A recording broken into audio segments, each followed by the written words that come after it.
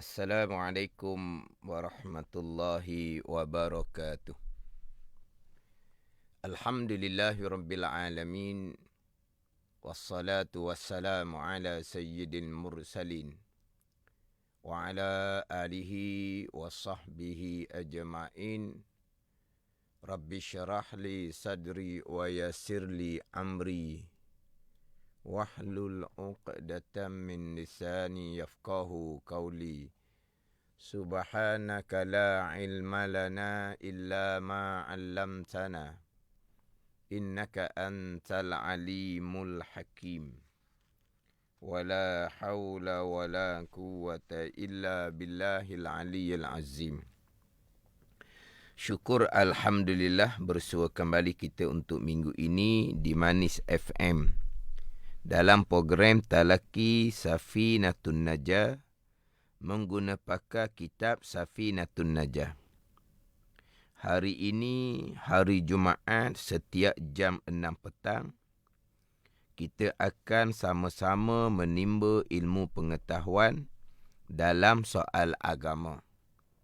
Kita juga sekarang ini bersiaran langsung di Facebook Manis FM. Dan anda semua boleh kongsikan live tersebut bersama yang lain. Semoga segala ilmu yang saya kongsikan dapat kita sama-sama amalkan.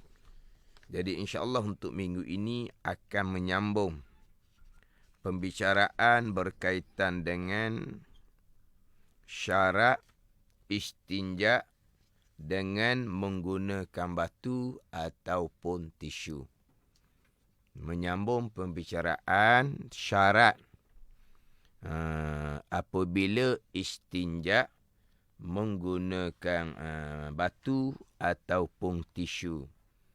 Istinja adalah menyucikan najis, membersihkan najis yang keluar daripada salah satu daripada dua jalan, sama ada kemaluan hadapan ataupun kemaluan belakang.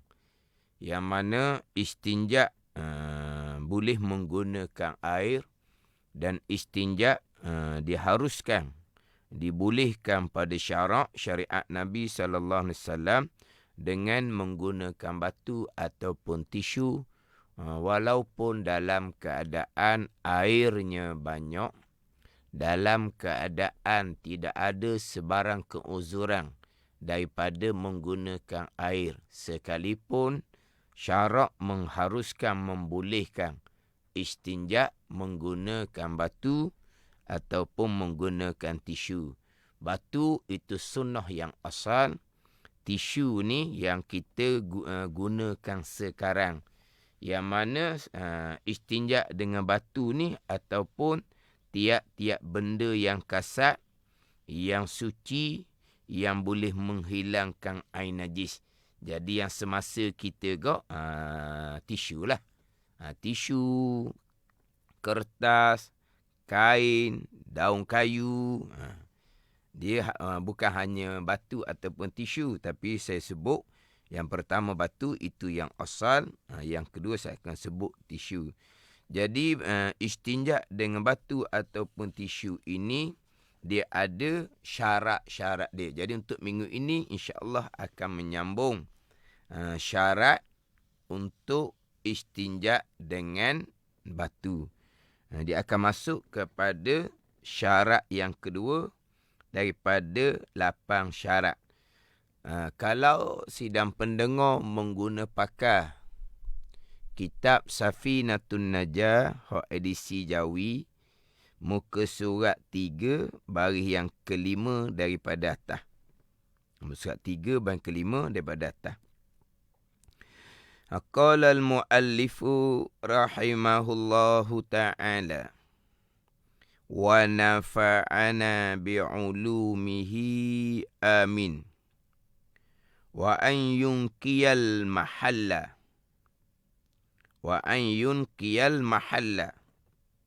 terjemahan dia, dan kedua daripada 8 syarat apabila nak istinja dengan batu ataupun tisu.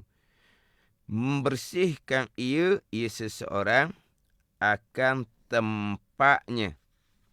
Tempat istinja. Membersih ia seseorang akan tempatnya, iaitu tempat istinja tu. Tempat najis.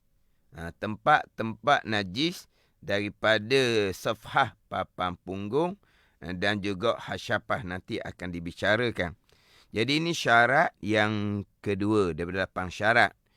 Yang mana jikalau salah satu daripada syarat ini tidak ada, maka wajib istinja dengan air, tidak lagi boleh istinja dengan batu ataupun tisu. Ini dalam keadaan air ada, dalam keadaan air ada. Tapi dia haruskan istinja dengan tisu. Nak istinja dengan tisu ni, dia ada 8 syarat. Dalam keadaan airnya ada. Adapun dalam keadaan ketiadaan air. Dalam keadaan ketiadaan air, maka wajib istinja dengan batu ataupun tisu, walaupun tidak cukup 8 syarat ni. Jadi, syarat istinja dengan batu ataupun tisu ada 8 syarat. Kalau salah satu 8 syarat ini tidak ada, maka wajib istinja dengan air. Tidak boleh lagi istinja dengan batu ataupun tisu, dengan bahawa ada air. Kalau situasi tidak ada air, maka wajib istinja dengan batu ataupun tisu, walaupun dalam keadaan tidak cukup 8 syarat ini sekalipun. Cuma beza dianya, istinja dengan batu apabila cukup 8 syarat, sama ada air ataupun tiada air, maka solat tersebut tidak lagi wajib diulangi. Berbeza dengan keadaan ketiadaan air, maka wajib istinja dengan batu ataupun tisu. Sapulah dengan apa-apa pun, janji dapat mengurangkan zat najis tu, benda najis tu. Tetapi apabila ketiadaan air, wajib istinja dengan batu ataupun tisu. Dalam keadaan tidak cukup 8 syarat ini, maka solat tersebut wajib diulangi kembali. Itu je beza dia. Adapun kalau istinja dengan batu ataupun tisu, lengkap 8 syarat, dalam keadaan air ada ataupun air tidak ada, maka solat tersebut sudah tidak wajib diulangi. Bahkan orang yang istinja dengan batu ataupun tisu, yang lengkap 8 syarat yang kita akan bicarakan, sama ada air ataupun tiada air, sah menjadi imam. Sah semayang, tidak wajib diulangi, dan sah menjadi imam. Jadi ini bicara syarat yang kedua. Kalau kita baca minggu lepasnya, syarat yang pertama, istinja dengan 3 batu. Istinja dengan 3 batu ni tak syarat 3 batu. Tak syarat 3 biji batu. 3 batu ni kalau batu tu kecil, yang dikehendakinya adalah 3 sapu. 3 sapu yang dikehendaki. Disebut 3 batu, yakni 3 kali sapu. Kalau batu tu kecil, maka 1 batu hanya cukup untuk 1 kali sapu. Jadi dikena 3 batu. Kalau batu tu besar, dia nak 3 sapu, 3 penjuru batu daripada si biji batu yang besar. Dia bukan makna syarat 3 batu. Syarat 3 sapu. 3 kali sapu. Kalau kita pergi kepada tisu. Tisu ni kita ambil tisu banyak sikit lah. Makna tebal sikit tisu tu. kita sapu kali yang pertama di penjuru yang lain. Kita sapu kali yang kedua di penjuru yang lain. Kita sapu kali ketiga di penjuru yang lain. Memadai lah. Nak 3 sapu. Nak 3 batu maknanya 3 kali sapu. Yang mana tiap-tiap sapu tu rata. Sekali sapu tu meratai sekalian tempat najis yang keluar. Kalau sapu kali pertama setengah, sapu kali kedua setengah baki, maka hanya bilang 1 sapu. Dia nak bilang sapu kali pertama, sapu kali yang kedua, sapu kali yang ketiga, tiap-tiap sapu tu dia mesti meratai. Dia mesti meratai bagi tiap-tiap sapu. Sapu tu dengan 3 batu ataupun 3 penjuru batu, dengan 3 helai tisu ataupun dengan tisu yang tebal, beberapa penjuru tisu terpulang. Tapi syaratnya 3 sapu. Yang saya sebut dah minggu lepas, hak wajib meniga, hak wajib 3 kali adalah istinja dengan batu ataupun dengan tisu. Adapun istinja dengan air, begitu juga ketika membasuh najis, tidak ada wajib meniga. Meniga ni buat 3 kali. Istinja dengan air, istinja ataupun basuh najis-najis yang lain dengan air, dia tidak ada kewajipan 3 kali, tidak ada. Istinja dengan air sampai ke hilang zat najis serta sifat najis. Basuh najis dengan air hingga hilang zat najis ataupun dia panggil ain najis, diri najis, dan juga hingga hilang sifat najis. Itu kewajipan ketika istinja dengan air dan juga ketika membasuh najis. Itu kewajipan. Tidak ada wajib 3 kali, tidak ada. Apabila selesai istinja dengan air sekali yang menjadi kewajipan, basuh najis sekali yang menjadi kewajipan, tapi sidang pendengar kena faham. Saya sebut sekali ini bukan semestinya 1 kali air. Sekali ini kita bilang sekali apabila suci.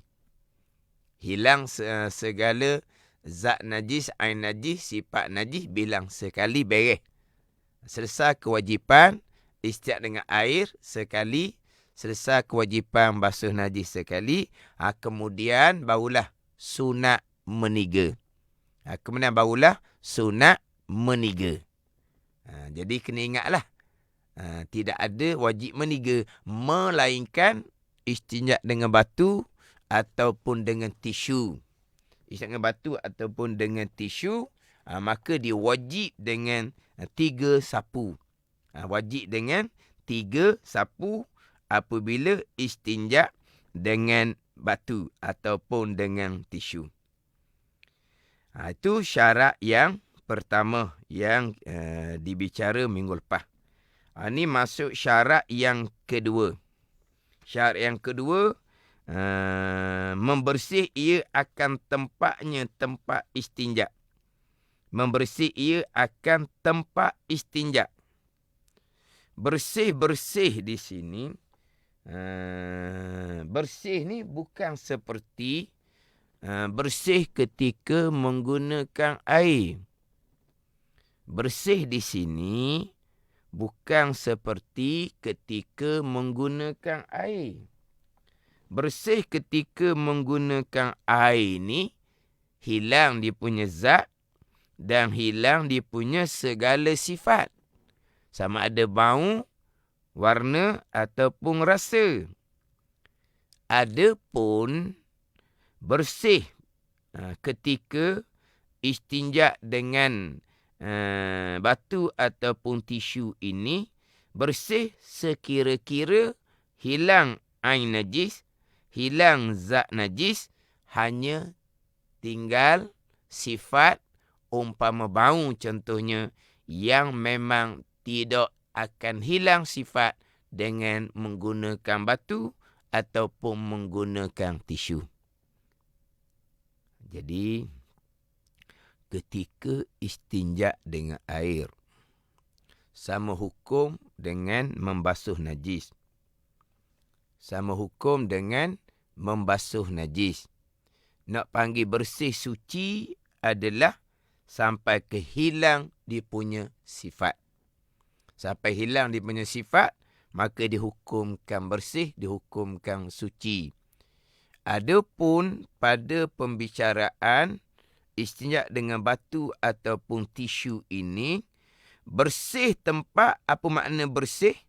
Dengan bahawa tidak ada di tempat tu melainkan hanya tinggal sifat sahaja.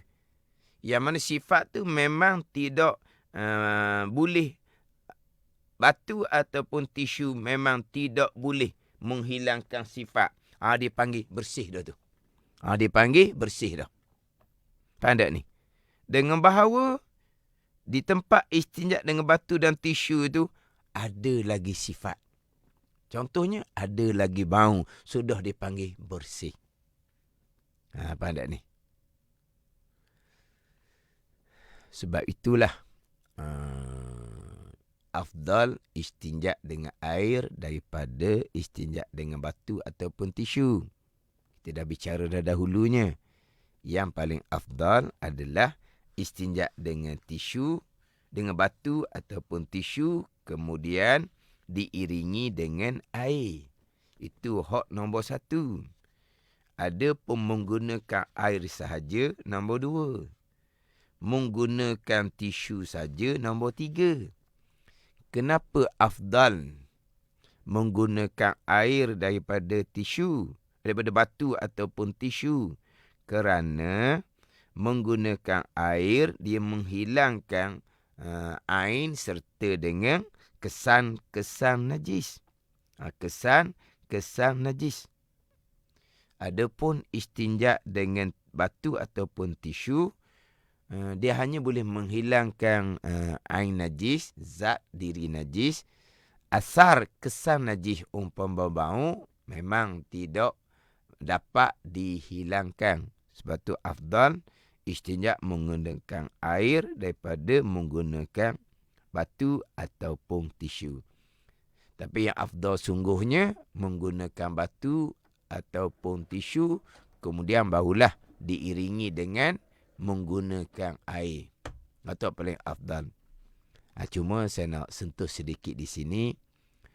Apabila istinja cara yang paling afdal menggunakan batu ataupun tisu kemudian diiringi dengan air, maka masa menggunakan batu ataupun tisu tadi, dia tidak wajib 3 kali. Sekali pun cukup. Cuma sunat 3 kali. Apa dah ni? Sekarang hok bicara kitab ini, istinja, syarat istinja yang pertamanya 3 batu, yakni 3 sapu ni, kalau semata-mata istinja dengan batu ataupun tisu tanpa diiringi dengan air. Kalau seseorang diistinja dengan batu ataupun tisu diiringi dengan air, maka sudah tidak wajib lagi istinja dengan batu ataupun tisu tu dengan 3 batu ataupun 3 sapu. Hanya sunat sahaja. Istinja dengan 3 batu ataupun 3 tisu kemudian diiringi dengan air.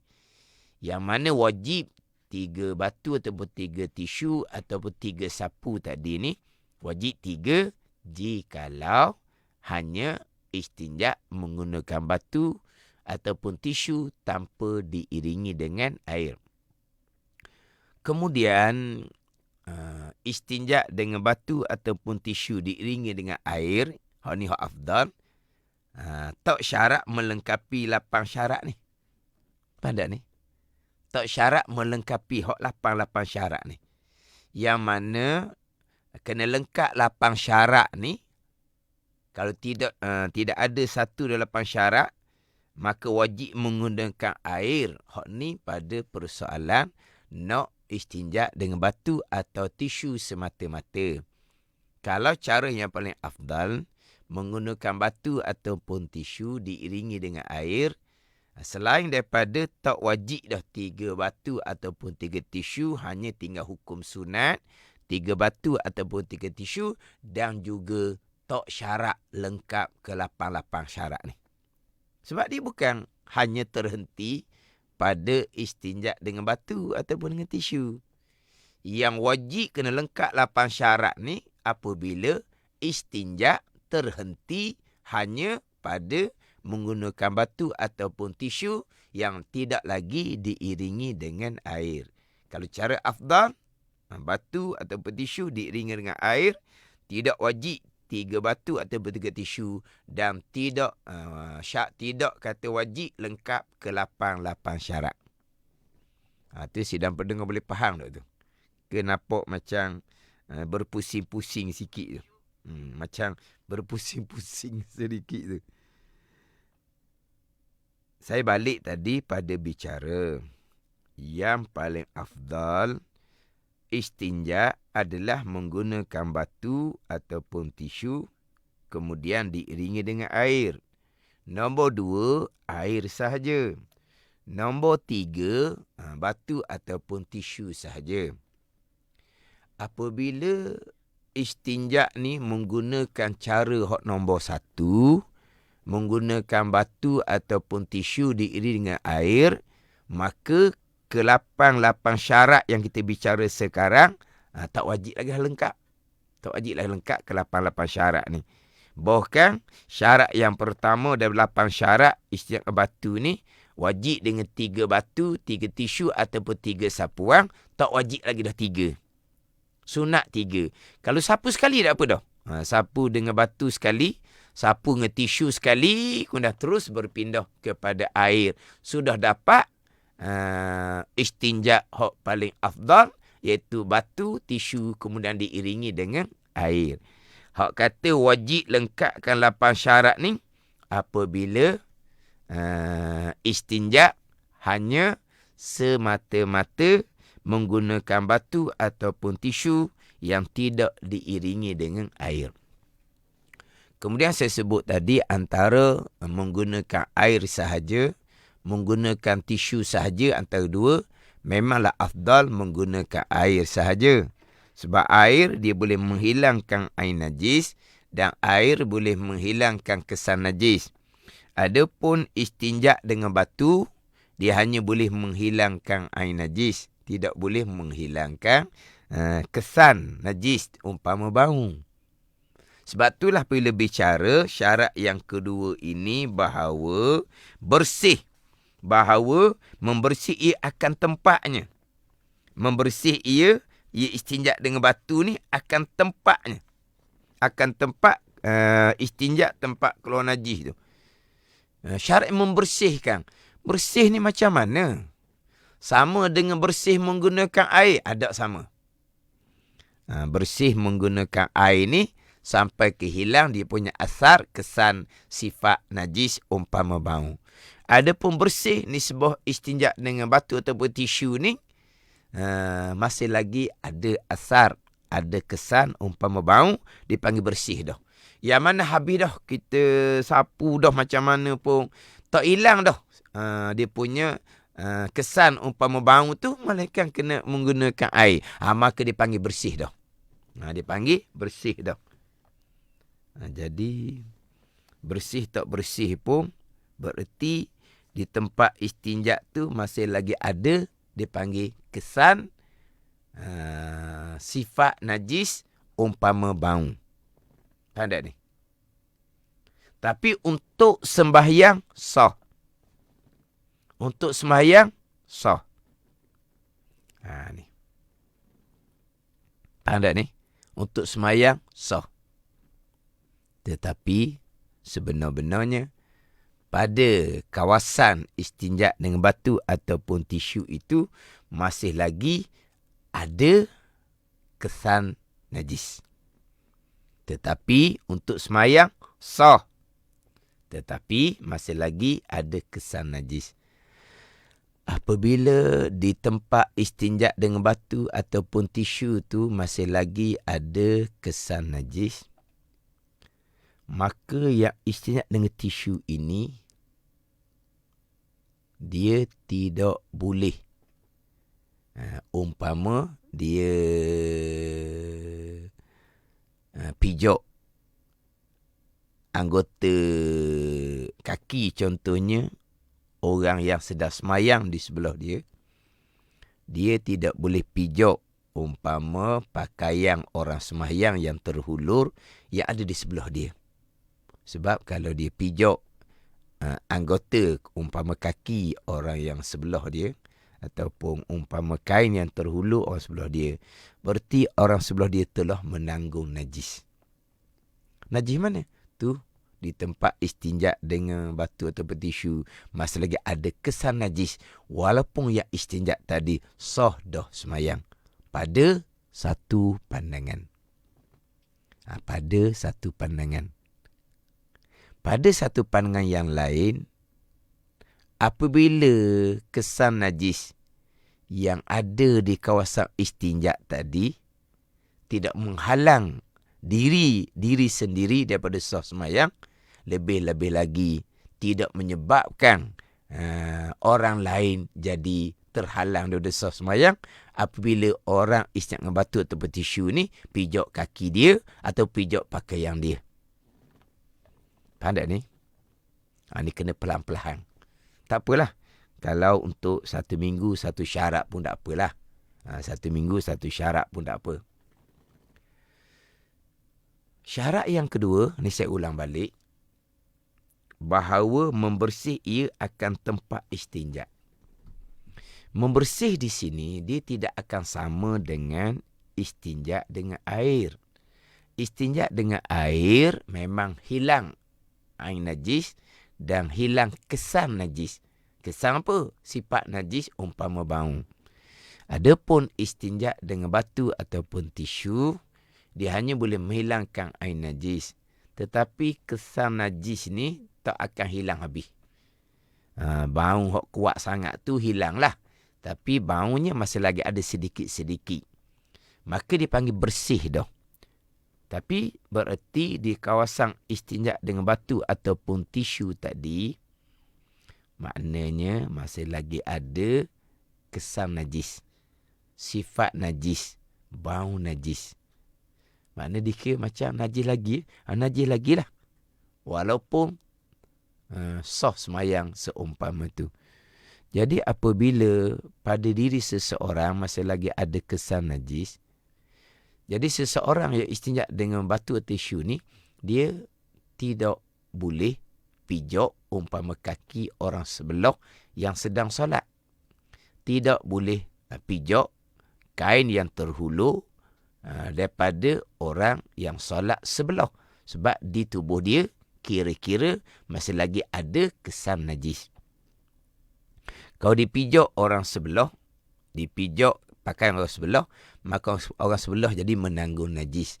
Maka batal orang sebelah. Itu satu pandangan lah. Satu pandangan, ni kita jangan wak ketak lah. Pandangan ni satu pandangan, apabila kesan najis di tempat istinja dengan batu ataupun tisu sudah sah semayang ampunya diri, takkanlah yang sah semayang ampunya diri menyebabkan terhalang sah semayang orang sebelah hanya semata-mata pijak kaki dia atau pijak pakaian terhulur dia. Itu satu pandangan. Tapi nak ceritanya, di tempat istinja tu masih lagi ada kesan ataupun sifat najis. Kemudian apabila di tempat istinja dengan batu atau tisu masih lagi ada kesan najis, ini kita bicara hukum ni. Dia kalau dia masuk ke dalam air yang sedikit, contohnya dia nak mandi kemudian. Jadi bilik mandi dia ada bathtub.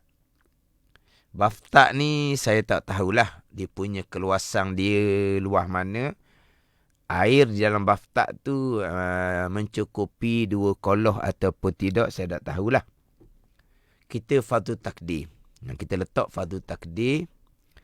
Air dalam bathtub tu tidak mencukupi sukatan 2 koloh.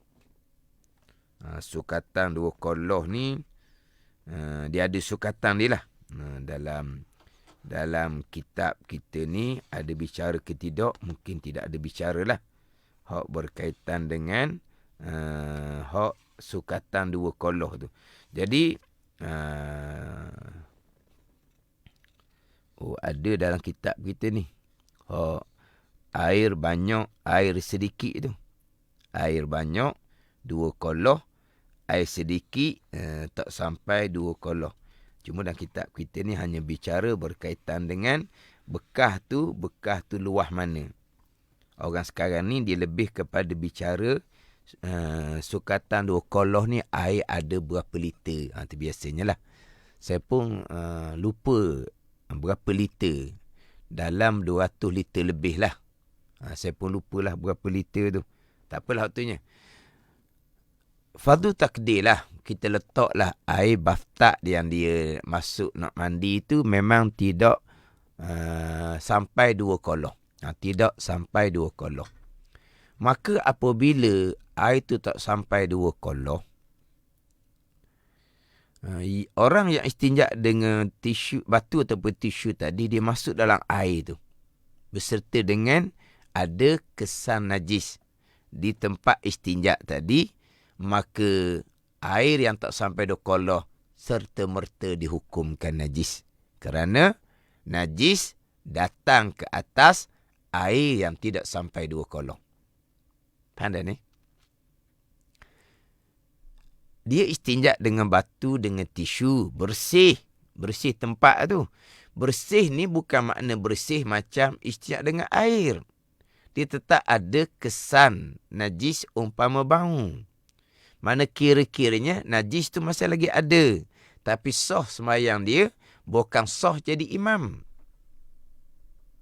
Tetapi apabila di tempat istinja tu masih lagi ada kesan najis, dihukumkan najis.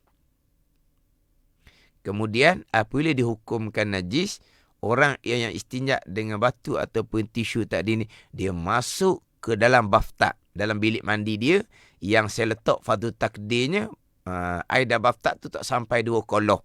Jadi apabila orang yang istinja dengan batu, dengan tisu ni, dia masuk dalam air tak sampai 2 koloh, maka air tersebut serta-merta dihukumkan najis. Kerana najis yang ada di tempat istinja dengan batu ataupun tisu sudah datang masuk ke atas air yang tak sampai 2 koloh. Dia gitu. Sebab ada lagi kesan najis. Sebab itulah bagi orang yang istinja dengan batu ataupun tisu, ketika buang air kecil, orang lelaki yang istinja dengan batu ataupun tisu ketika buang air kecil, dia nak bersetubuh, wajib dia basuh kemaluan dia terlebih dahulu. Bagi lelaki, dia buang air kecil, dia istinja dengan batu ataupun tisu, dia nak bersetubuh dengan isteri dia, dia wajib terlebih dahulu kena basuh kemaluan dia dengan air. Sebab apa? Sebab di hujung kemaluan tu masih lagi ada kesan najis.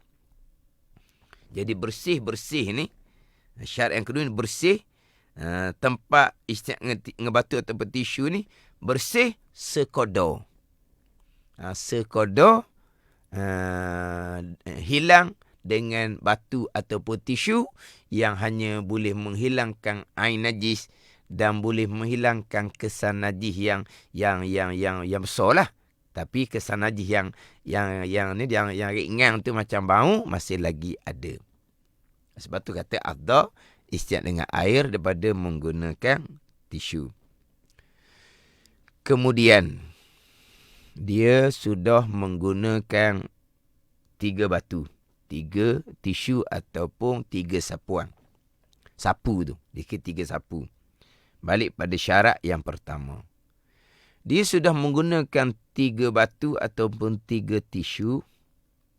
Tiba-tiba di tempat di istinja tu masih lagi ada kesan yang boleh dihilangkan dengan batu ataupun tisu. Dia sudah menggunakan 3 sapu. Dia sudah menggunakan 3 sapu. Dia sudah sapu dengan 3 kali. Batu ataupun tisu. Dia sudah sapu 3 kali. tiba-tiba masih lagi ada tinggal kesan najis yang masih lagi boleh dihilangkan dengan batu ataupun tisu. Masih lagi boleh dihilangkan. Mana 3 kali itu tak habis juga kesan yang masih lagi boleh dihilangkan dengan umpama batu ataupun tisu tadi ni. Tapi 3 kali dah ni. 3 kali sapu dah ni. Tapi masih lagi ada kesan yang boleh dihilangkan dengan batu ataupun tisu. Wajib dia kena tambah. Melebihi 3 kali. Pandai ni. Syarat yang pertama, 3 batu ataupun 3 sapu. Syarat yang kedua, bahawa membersihkan. Bahawa membersihkan. Bahawa menyucikan tempat istinja. Bahawa membersihkan. Bahawa menyucikan tempat istinja. Tiba-tiba dengan 3 sapu, masih lagi ada kesan najis yang lagi boleh dibersihkan, dihilangkan dengan batu ataupun tisu. Mana 3 kali itu, buat macam mana tak tahulah. Jadi masih lagi boleh, masih lagi tinggal kesan. Maka tidak cukup syarat yang kedua, bahawa bersih tempat istinja. Maka wajib kena tambah lebih daripada 3 kali. Kena sapu kali yang keempat. Sapu kali yang keempat, beres. Habis dah. Tidak ada dah kesan yang mampu dihilangkan dengan batu ataupun tisu. Tidak ada dah. Tidak ada dah kesan najis yang mampu dihilangkan dengan batu ataupun dengan tisu. Hak kali yang keempat. Wajib tambah 3 kali, tambah kali keempat. Kali yang keempat tu, habis sungguh dah. Habis sungguh dah kesan najis selepas sapu kali yang keempat menggunakan batu ataupun menggunakan tisu. Bagaimana selesai kewajipan yang keempat. Maka sunat tambah yang kelima. Biar jadi ganjil. Yang asalnya wajib 3 batu ataupun 3 kali sapu. Tiba-tiba 3 kali sapu ni masih lagi ada kesan yang boleh dihilangkan dengan batu ataupun tisu. Maka wajib kena tambah. Hak 3 kali tu kena tambah kali yang keempat. Kali yang keempat beres. Habis dah kesan. Yang tinggal memang tak boleh nak hilang dah dengan sapu dengan batu atau tisu. Maka selesai kewajipan hak kali keempat, sunat tambah yang kelima. Biar jadi ganjil. Sunat saja. Sunat tambah yang kelima, biar jadi ganjil. Alhamdulillah. Ini kira untuk minggu ini tu macam sekali rangkung tu. Syarat yang pertama, 3 batu ataupun 3 sapu. Dengan syarat yang kedua, bahawa membersih ia, menyuci ia, istinja dengan batu tu akan tempat najis. 3 kali masih lagi belum bersih, ada kesan lagi. Maka wajib tambah jadi yang keempat. Yang keempat belum habis juga, tambah kali yang kelima. Yang kelima beres dah. Habis dah kesan.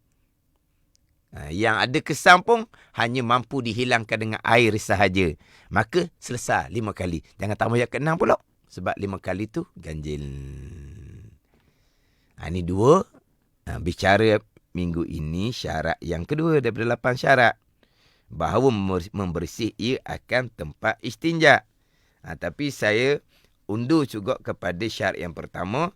Iaitu istinja tu dengan 3 batu ataupun 3 sapuan. Habislah.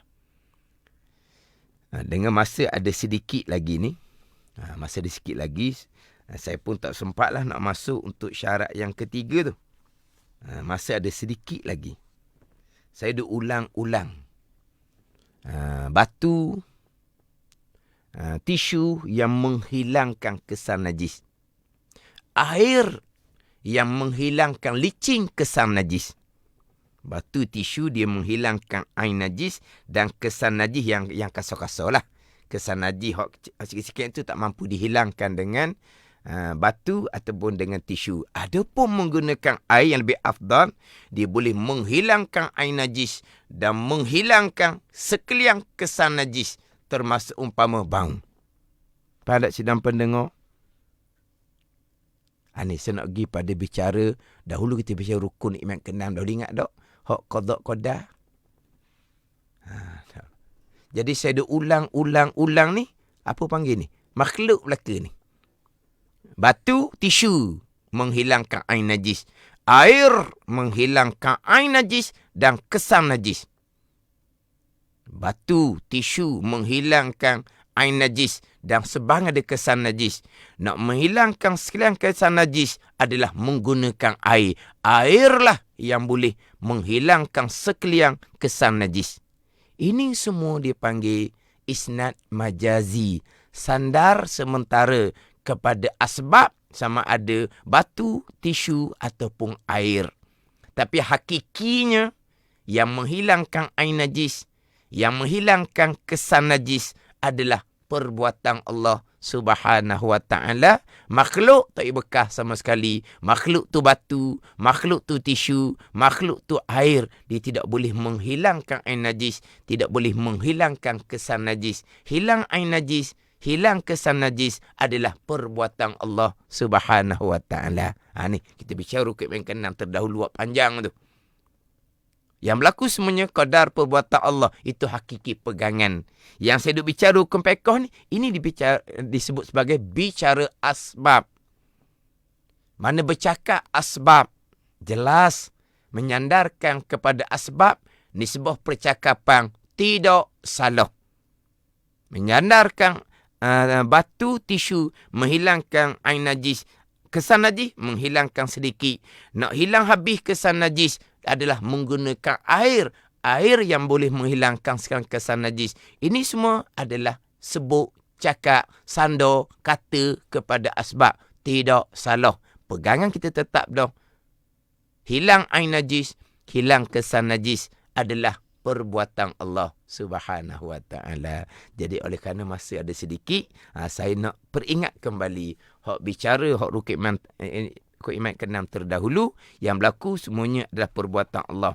Sandar kepada asbab, sandar kepada makhluk ni sebuah percakapan. Tidak salah sama sekali.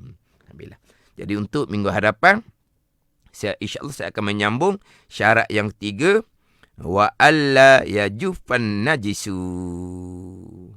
Wallahu a'lam. Bismillahirrahmanirrahim. Alhamdulillahirabbil alamin. Wassalatu wassalamu ala sayyidin mursalin wa ala alihi wa sahbihi ajma'in. Allahumma aftah alaina futuhal arifin. Allahumma allimna ilma akdamin wa fahimna famasabikin warzuqna ruqat talibin. Allahumma zidna ilman wa alhiqna bis salihin. Wa sallallahu ala sayyidina Muhammadin wa ala alihi wa sahbihi wa sallam. Walhamdulillahi rabbil alamin. Wassalamualaikum warahmatullahi wabarakatuh.